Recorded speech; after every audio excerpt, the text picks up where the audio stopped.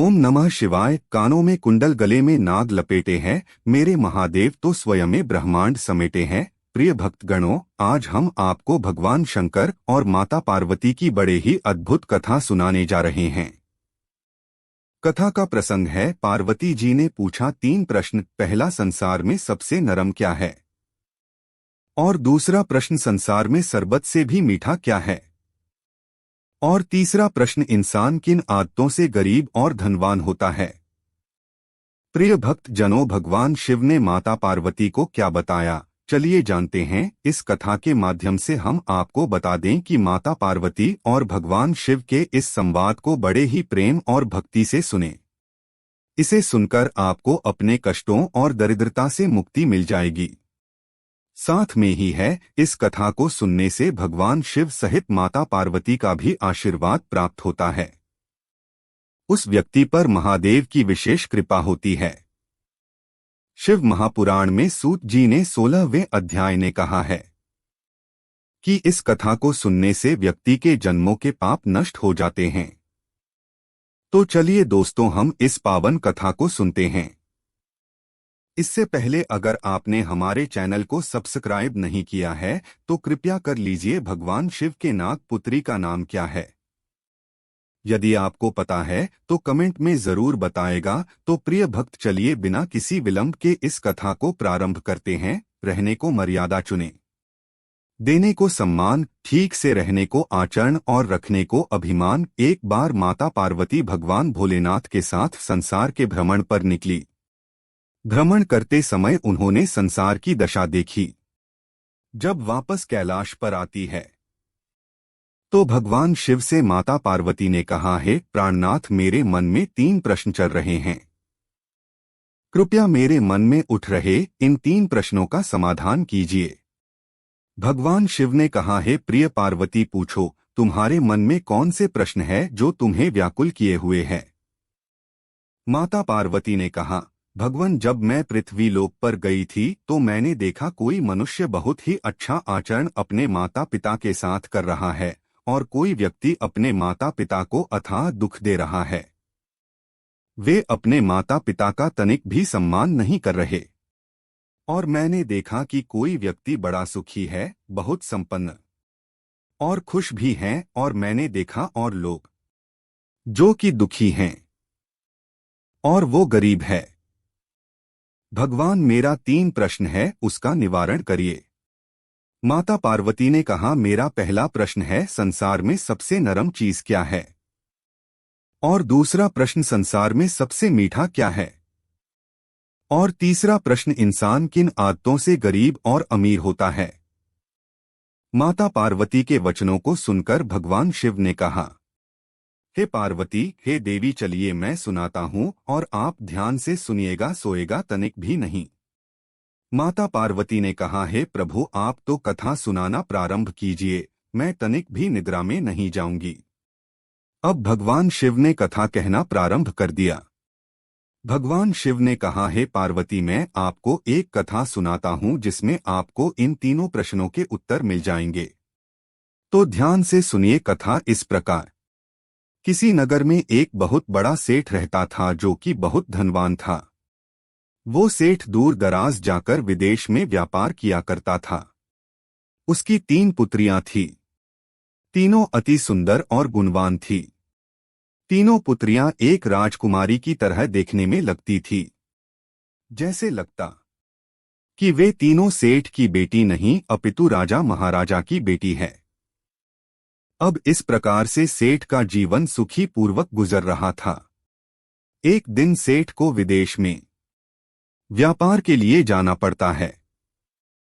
तब उसके मन में विचार आया कि मैं विदेश में व्यापार के लिए जा रहा हूं तो क्यों न अपने पुत्रियों के लिए कुछ न कुछ चीजें वहां से खरीदकर अपने पुत्रियों को दूं। ऐसा विचार कर वह सेठ अपनी पत्नी के पास जाता है और कहता है, सेठानी जी, मेरे मन में एक विचार आया है कि यदि मैं विदेश यात्रा पर विदेश में व्यापार के लिए जा रहा हूं तो क्यों न अपने पुत्रियों के लिए वहां से कोई चीज खरीद कर लाऊं और उन्हें दूं। अपने पति की बात सुनकर सेठानी ने कहा कि हे प्राणनाथ, आप विदेश जा रहे? कोई न कोई सामान्य पुत्रियों के लिए लेकर आएंगे। इससे अच्छा है कि आप अपने पुत्रियों से ही पूछ लीजिए कि उन्हें क्या चाहिए। इसके बाद वह सेठ अपने तीनों पुत्रियों को अपने पास बुलाता है और वह अपने सबसे बड़ी पुत्री से पूछता है, बेटी तुम मुझसे कितना प्रेम करती हो? बड़ी बेटी ने कहा, पिताजी मैं आपको अपने प्राणों से भी ज्यादा प्रेम करती हूँ। यह सुनकर पिता बहुत खुश हुआ। पिता ने कहा कि पुत्री, मैं विदेश जा रहा हूँ, तुम्हें क्या चाहिए बताओ। यह सुनने के बाद बेटी ने कहा, पिताजी आप विदेश जा रहे हैं तो मेरे लिए एक सोने का थाली लेकर आइएगा। पिता ने कहा, ठीक है पुत्री, बहुत अच्छा। अब इसके बाद उस सेठ ने अपने दूसरी पुत्री को बुलाया और पूछा, पुत्री तुम मुझे कितना प्रेम करती हो?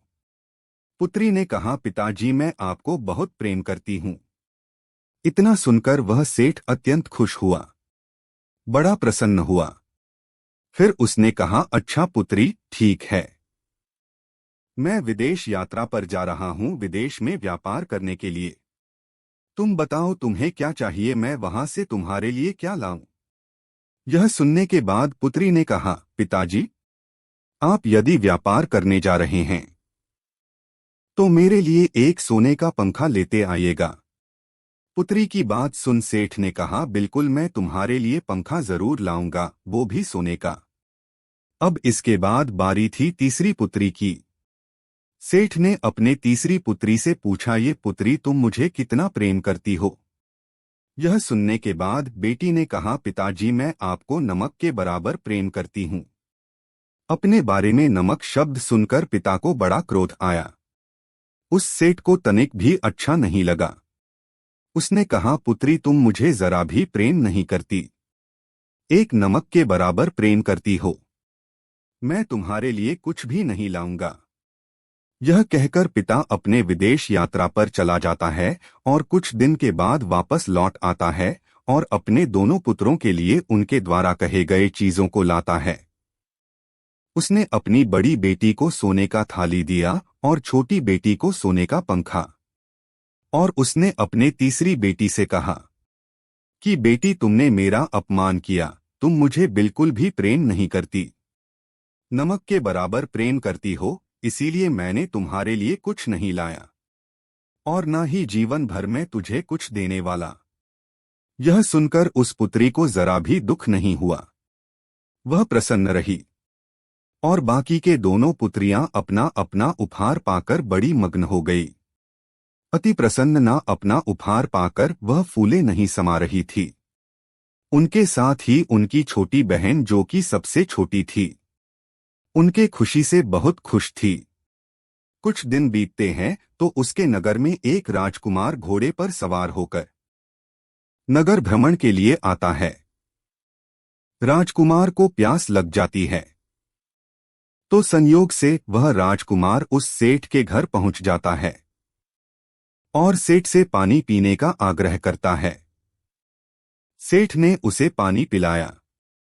तभी उस राजकुमार की नजर उस सेठ की पुत्री पर पड़ जाती है। राजकुमार ने कहा, सेठ जी आपकी पुत्री अति सुंदर है, मुझे आपकी सबसे छोटी वाली पुत्री बहुत पसंद है। मैं उसे देखते ही मंत्रमुग्ध हो गया, मैं उससे विवाह करना चाहता।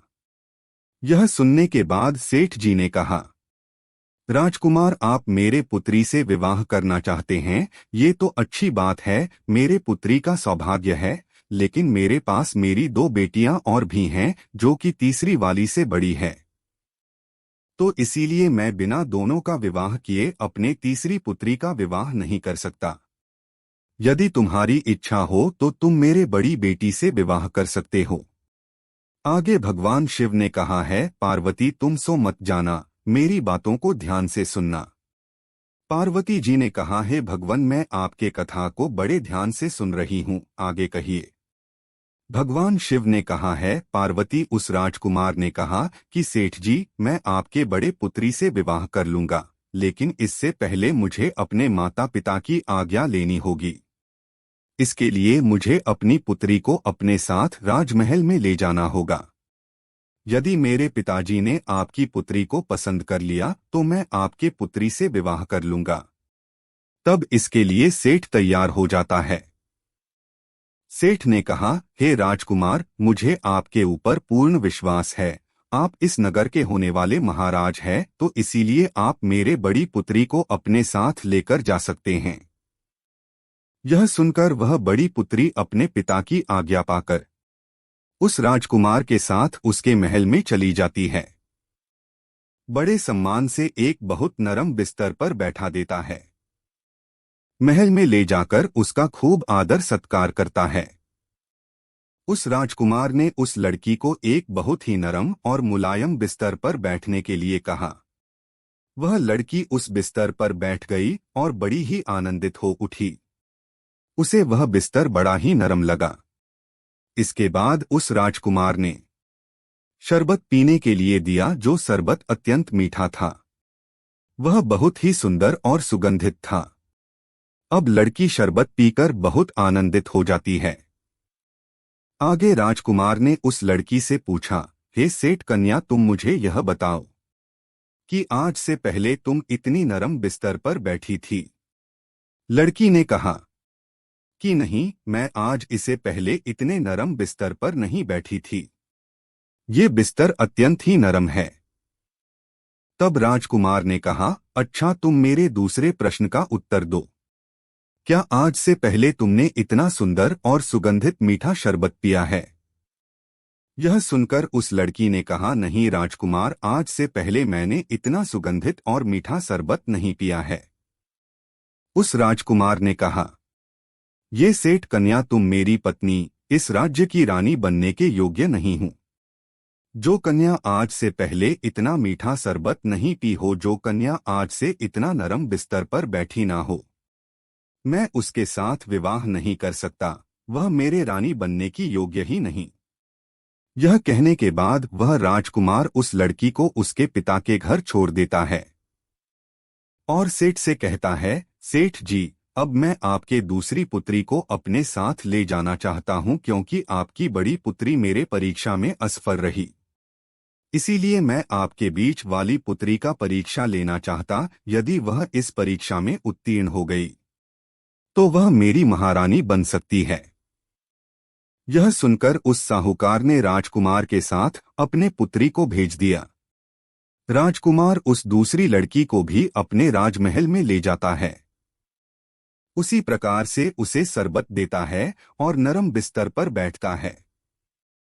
और फिर अंत में राजकुमार ने उस लड़की से पूछा, ये सेठ कन्या, क्या तुम आज से पहले इतना मीठा शरबत भी हो और इतने नरम बिस्तर पर बैठी हो? यह सुनने के बाद उस लड़की ने कहा, नहीं राजकुमार, आज से पहले मैं इतने नरम बिस्तर पर नहीं बैठी हूँ और आज से पहले मैं इतना बढ़िया और सुगंधित शरबत नहीं पी। अत्यंत ही मीठा है। प्रिय भक्तगण, आगे मां पार्वती जी ने भगवान शिव से पूछा, तो प्रभु आगे क्या हुआ? भगवान शिव ने कहा, हे पार्वती, आगे सुनो। उस राजकुमार ने उस लड़की से कहा, हे सेठ कन्या, तुम मेरी पत्नी बनने के योग्य नहीं हो। जो लड़की आज तक इतना मीठा शरबत और इतने नरम बिस्तर पर नहीं बैठी हैं, वो इस राज्य की महारानी बनने के योग्य ही नहीं। तुम मेरे परीक्षा में असफल रही। यह कहकर वह राजकुमार उस सेठ के पास जाता है। उस लड़की को ससम्मान सेठ के घर पहुंचा देता है और सेठ से कहता है, सेठ जी, मैं अब आपके तीसरी पुत्री को अपने साथ ले जाना चाहता हूं। वह सेठ अपने पुत्री को उस राजकुमार के साथ विदा करता है। राजकुमार उस लड़की को अपने साथ महल ले जाता है और ठीक उसी प्रकार जिसे प्रकार से अन्य दो बहनों के साथ उसने यह सवाल किया था, उस लड़की के साथ भी यही सवाल करता है और वैसे ही सब कुछ पूछता है।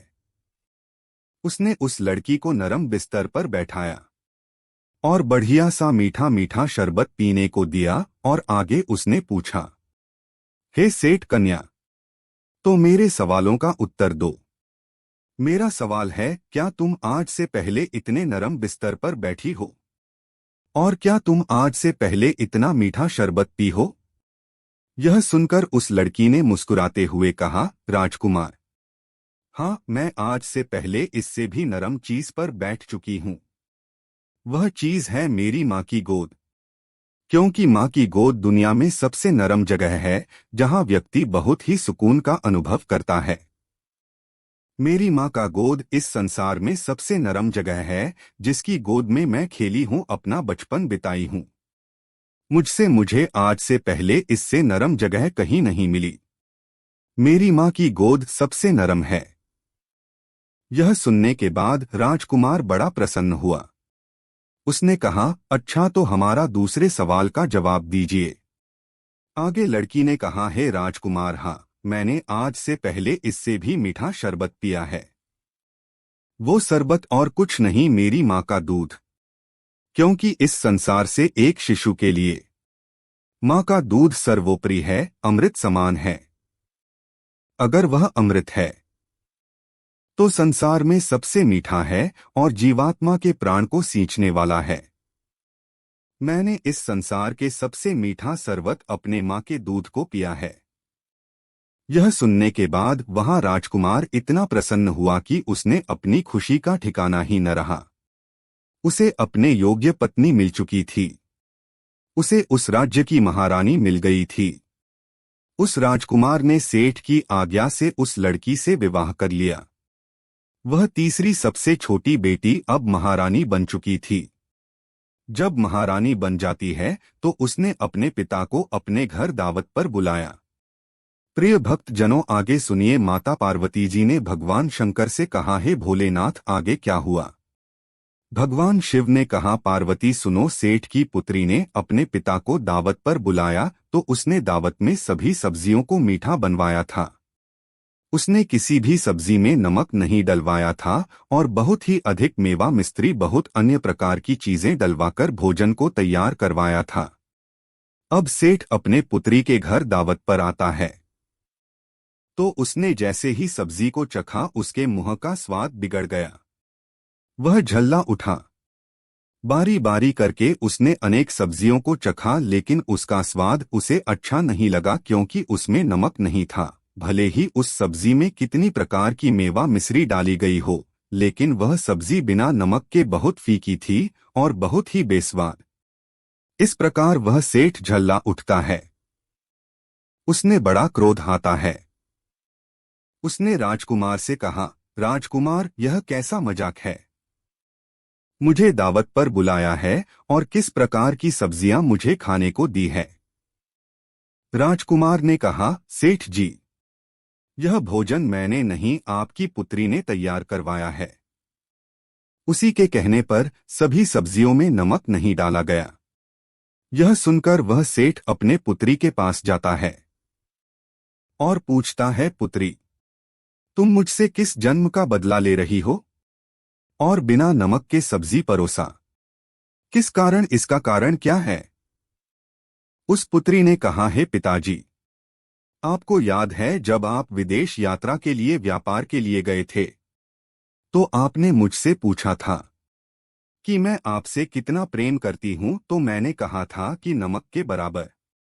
तब आपने मेरा खूब अपमान किया था, मेरे लिए कुछ भी नहीं लाए। तो पिताजी, आप मेरे बातों को समझ नहीं पाए।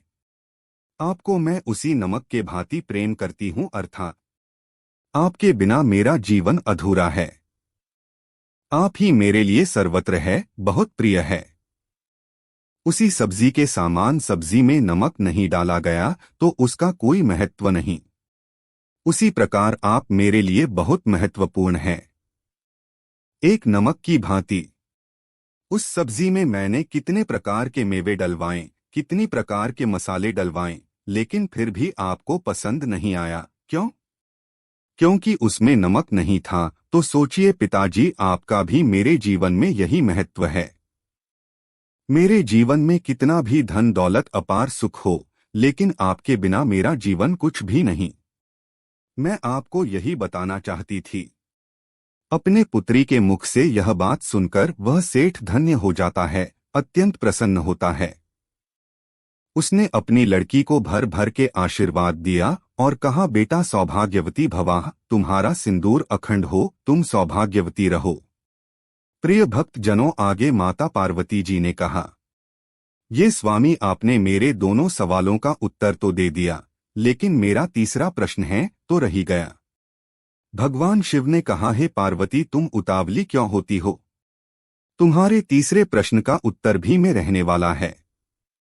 आगे सुनो हे पार्वती, जिस प्रकार से वो दोनों कन्याएं अपने पिता को कहती है कि वो उनसे अत्यंत प्रेम करती है, तो इसके लिए उसके पिता ने सोने की थाली और सोने का पंखा दिया। उन दोनों कन्याओं को अपने दिखावे के लिए बस इतना ही मिला, लेकिन छोटी कन्या को सत्य बोलने के लिए और अपने पिता से सच्चा प्रेम करने के लिए धन दौलत और दुनिया भर का सुख सुविधा मिला। तो पार्वती, जो व्यक्ति अपने माता पिता से अथाह प्रेम करते हैं, सम्मान करते हैं, आदर करते हैं, सेवा करते, उस व्यक्ति को संसार में कभी दुख नहीं हो सकता। वह व्यक्ति हमेशा धनवान और अमीर बना रहेगा, क्योंकि सबसे बड़े उसके माता पिता का आशीर्वाद उसके साथ होता है। जब तक माता पिता का आशीर्वाद व्यक्ति के साथ ना हो, व्यक्ति चाहे जितना भी प्रयत्न करें, भगवान का भी आशीर्वाद उससे नहीं लगता।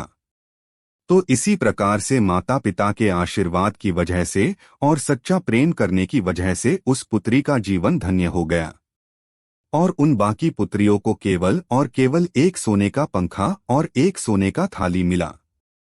यह सुनकर माता पार्वती धन्य हो गई।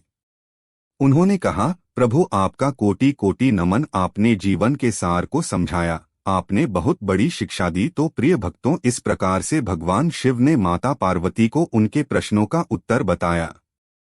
संसार में सबसे मीठा माँ का दूध है, जो कि अमृत समान है, और संसार में सबसे अधिक नरम जगह माँ की गोद है। और तीसरा, इंसान किन आदतों से गरीब और अमीर बनता है, तो इंसान अपने माता पिता की सेवा भावना से गरीब और अमीर बनता है। प्रिय भक्त जनों, प्रेम से बोलिए पार्वती पते हर हर महादेव। ओम नमः शिवाय, जय शिव शंभु। प्रिय भक्त गणों, यदि आपको मेरी यह कथा पसंद आई है तो आप कमेंट में अपने सवाल के उत्तर जरूर लिखिएगा कि भगवान शिव की नागकन्या पुत्री का नाम क्या है, और हमारे वीडियो को एक लाइक अवश्य कर दीजिएगा। मिलते हैं नेक्स्ट वीडियो में, तब तक के लिए नमस्कार।